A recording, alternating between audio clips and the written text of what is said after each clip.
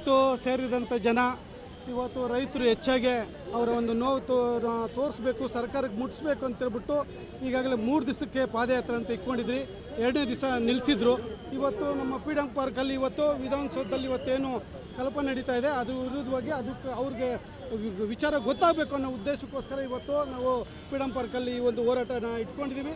ಬಿಡದಿ ರೈತರಿಗೆ ಏನು ಅನ್ಯಾಯ ಆಗ್ತಾಯಿದೆ ಅದು ಕೂಡಲೇ ಕೈ ಬಿಡಬೇಕು, ರೈತರಿಗೆ ಅನುಕೂಲ ಆಗಬೇಕು.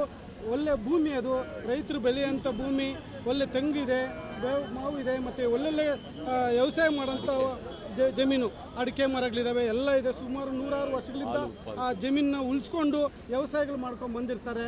ಆದರೆ ಇವತ್ತು ಈ ಒಳ್ಳೆ ಭೂಮಿನಲ್ಲಿ ಹೋಗ್ಬಿಟ್ಟು ಇವರು ಟೌನ್ಶಿಪ್ ಮಾಡ್ತೀವಿ ಅಂತೇಳ್ಬಿಟ್ಟು ಆ ಜಮೀನು ಕಿತ್ಕೊಳ್ಳೋಂಥ ಕೆಲಸ ಮಾಡ್ತಾಯಿದ್ದಾರೆ. ಯಾಕಂದರೆ ರೈತರಿಗೆ ಇಷ್ಟನೇ ಇಲ್ಲ ಅಂದಮೇಲೆ ಅದನ್ನು ತೊಗೊಬಾರ್ದು.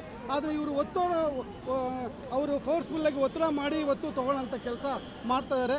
ರೈತರು ಯಾರು ಕೂಡ ಭೂಮಿ ಕೊಡೋಕ್ಕೆ ರೆಡಿ ಇಲ್ಲ. ಆ ಉದ್ದೇಶಕ್ಕೋಸ್ಕರ ರೈತರು ಏನು ಅವರೊಂದು ಕೂಗು ಇದೆ, ಅವ್ರ ಪರವಾಗಿ ನಾವು ನಿಲ್ಲಬೇಕು ಇವತ್ತು ಅಂತೇಳ್ಬಿಟ್ಟು ಇವತ್ತು ಈ ಒಂದು ಹೋರಾಟಕ್ಕೆ ನಾವು ಕೂಡ ಡಿ.ಕೆ. ಶಿವಕುಮಾರ್ ಅವರೇ ಹೇಳ್ತಾರೆ, ನಿಖಿಲ್ ಕುಮಾರಸ್ವಾಮಿ ಅವರಿಗೆ ರಾಜಕೀಯವಾಗಿ ಪುನರ್ವಸತಿ ಕಲ್ಪಿಸೋಕೆ ಇದನ್ನ ನಾಟಕ ಆಡ್ತಾರೆ. ನೋಡಿ, ರಾಜಕೀಯ ಮಾಡೋದಕ್ಕೆ ಬೇಕಾದಷ್ಟು ದಾರಿಗಳಿದ್ದಾವೆ. ಇದೊಂದಕ್ಕೆ ಇಟ್ಕೊಂಡು ರಾಜಕೀಯ ಮಾಡೋ ಅವಶ್ಯಕತೆ ಇಲ್ಲ. ಹಾಗಾಗಿ ಅವ್ರಿಗೂ ಕೂಡ ಟೌನ್ಶಿಪ್ ಮಾಡೋಕ್ಕೆ ಇದೊಂದು ಅವಶ್ಯಕತೆ ಇಲ್ಲ. ಇವತ್ತು KGF ಅಲ್ಲಿ ನಮ್ಮ ಕೋಲಾರ ಜಿಲ್ಲೆಯಲ್ಲಿ ಈಗಾಗಲೇ ಭೂಮಿ ಇದೆ, ಟೌನ್ಶಿಪ್ ಕೂಡ ಮಾಡ್ತೀವಿ ಅಂತ ಹೇಳಿದ್ದಾರೆ. ಮಾಡಲಿ, ಅಲ್ಲಿ ಅದು ಭೂಮಿ ಯಾವುದಕ್ಕೂ ಇವಾಗ ಯೂಸ್ ಆಗ್ತಾ ಇಲ್ಲ. ಯೂಸ್ ಆಗದಿರೋಂಥ ಜಾಗದಲ್ಲಿ ಟೌನ್ಶಿಪ್ ಮಾಡಿದ್ರೆ ಅನುಕೂಲ ಆಗುತ್ತೆ. ಇಲ್ಲಿ ರೈತರು ಹಾಲು ಕರೀತಾರೆ, ಪ್ರತಿ ದಿವಸ 1000 ಲೀಟ್ರು ಹಾಲು ಕರಿಯೋಂಥದ್ದು, ಎತ್ತುಗಳು, ಹಸುಗಳು ಆ ಭೂಮಿನಲ್ಲಿ ವ್ಯವಸಾಯಗಳು ಮಾಡಿಕೊಂಡು ಜೀವನ ಮಾಡ್ತಾರಂಥ ಭೂಮಿನಲ್ಲಿ ಮಾಡೋ ಅವಶ್ಯಕತೆ ಇಲ್ಲ.